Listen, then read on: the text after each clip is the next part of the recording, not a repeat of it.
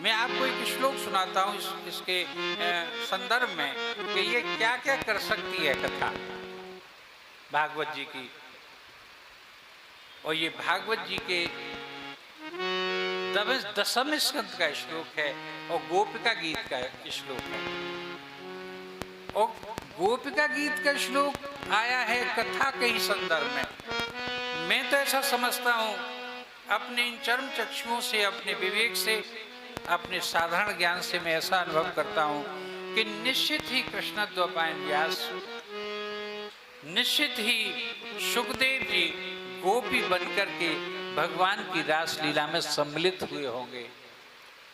वरना सूत जी आकाश मार्ग से उतर करके आए होंगे और वो उनके उसमें सम्मिलित हुए होंगे। तो उस गोपी ने ये गीत गाया कि तव कथामृतम तप्त जीवनम, कि तव कथामृतम तप्त जीवनम और कवि विरीड़तम कल्मषापहम्। हे प्रभु, भगवान से गोपी कहती है कि तेरी कथा जो है क्या है, बड़ा ही अद्भुत अमृत है। कि तब कथामृतम तप्त जीवनम, तेरी जो कथा का अमृत है, जो इस संसार में लोग तप रहे हैं, हम सब तपी तो रहे हैं, कौन सुखी? इस भूमंडल पे आए हैं तो कष्ट पाने के लिए आए हैं। कोई ये न समझे कि हमको सुख, जितने भी आपको बहुत बहुत पैसे वाले मिलेंगे, मैं आपसे सत्य कहता हूं कि कम पैसे वाले व्यक्तियों से उनको ज्यादा कष्ट है, ज्यादा चिंताएं हैं, ज्यादा परेशानियां हैं। तो तप्त जीवनम तब कथामृतम, तेरी कथाओं का जो अमृत है ना, ये तप्त जीवनों को मर कर देता है, उनकी तपन को समाप्त कर देता है।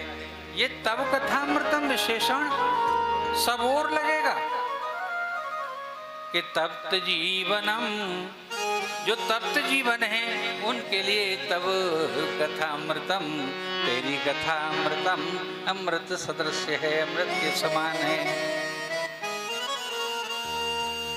ओ कवि विड़ीड़ितम कल्मषापहम्, आनंदायी श्लोक है।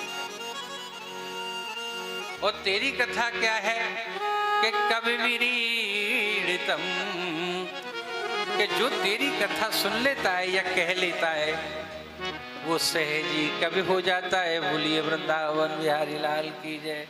जो भगवान की कथा कह ले वो कवि बन जाता है। कवि विरीड़ितम, विरीड़ितम माने उच्च कोटि का, साधारण कवि नहीं। मैत्री शरण गुप्त ने एक ग्रंथ लिखा है आदरणीय भक्तों, उस ग्रंथ का नाम साकेत है। उस साकेत में रामचरित्र व्यक्त किया गया है, राम का पूरा चरित्र, रामचरितमानस की तरह से ही। साकेत नाम का एक मोटा ग्रंथ है। उस मोटे ग्रंथ में मैथिली शरण जो राष्ट्र कवि भी हुए थे, तो उन्होंने क्या लिखा है कि हे राम तुम्हारा व्रत, कि हे राम तुम्हारा व्रत माने जीवन व्रत, कि हे राम तुम्हारा व्रत स्वयं ही काव्य है। उनकी दो पंक्तियां रिपीट कर रहा हूं मैथिली शरण गुप्त की, कि हे राम तुम्हारा व्रत स्वयं ही काव्य है, और कोई कवि बन जाए सहज संभाव्य है। भगवान राम के चरित्र को गाकर कौन ऐसा प्राणी है जो कवि नहीं हो जाएगा? वो कवि तो बन ही जाता है। कृष्ण के चरित्र को गा करके कौन ऐसा है उनकी कथा को सुन करके कवि न कहलाए, उच्च कोट का वक्ता न कहलाए? कैसे हो सकता है? बोलिए वृंदावन बिहारी लाल की जय। कि तब कथामृतम तप्त जीवनम, ओ कवि विरीड़ितम कल्मषापहम्। कवि विरीड़ितम वो श्रेष्ठ कवि बना देता है क्या? कि तब कथामृतम, कवि विरीड़ितम तब कथामृतम, उसके साथ भी लगा दीजिए।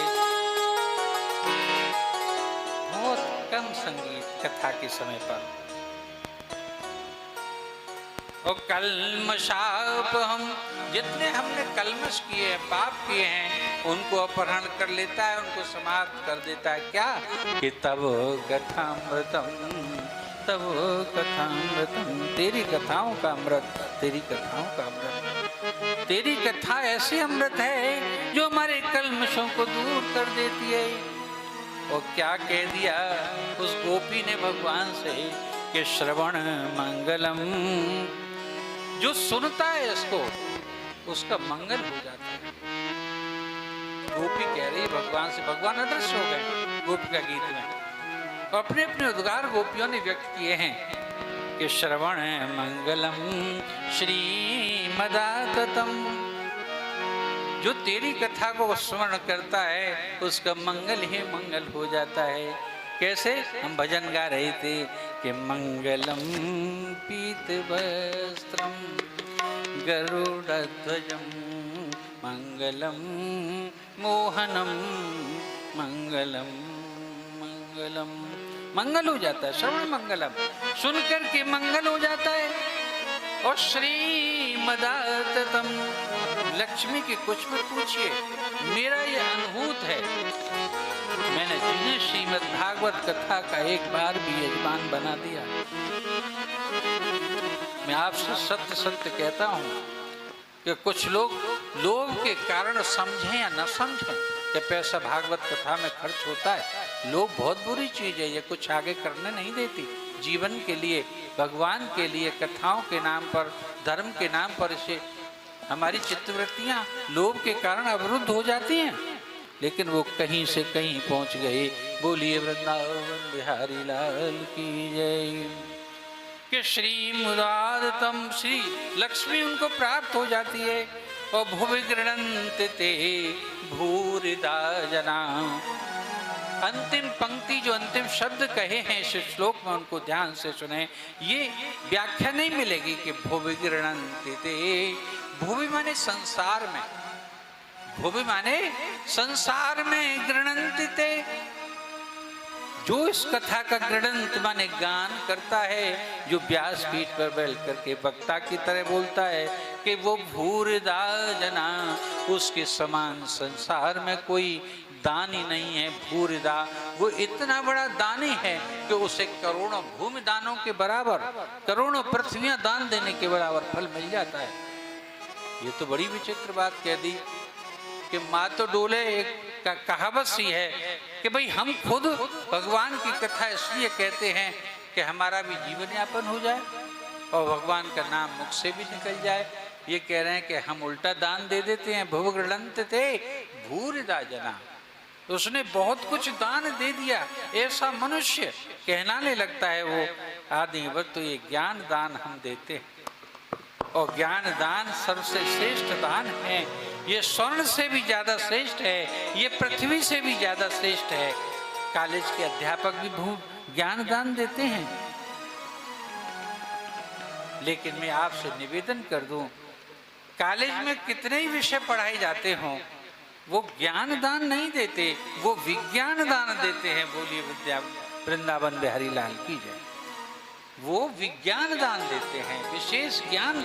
इस संसार का ज्ञान तो भौतिक शास्त्र का अध्ययन कराते हैं, संसार का ज्ञान देते हैं, लेकिन वास्तव में ज्ञान क्या है कि प्रभु के लिए जितनी भी जानकारी है, प्रभु के मार्ग को खोजने के लिए जो मार्ग बताए जाते हैं, प्रभु को प्राप्त करने के लिए जो रास्ते बताए जाते हैं, उनका ज्ञान मिल जाना ही वास्तव में सच्चा ज्ञान है, क्योंकि वही ज्ञान सर्वत्र हमको कल्याणकारी सिद्ध होता है। ये हमारे ग्रंथों का कथन है कि भुवि गृणन्ति ते भूरिदा जना, भुवि गृणन्ति ते भूरिदा जना। ये कथा चल ही रही थी तो एक अद्भुत सी घटना घटी।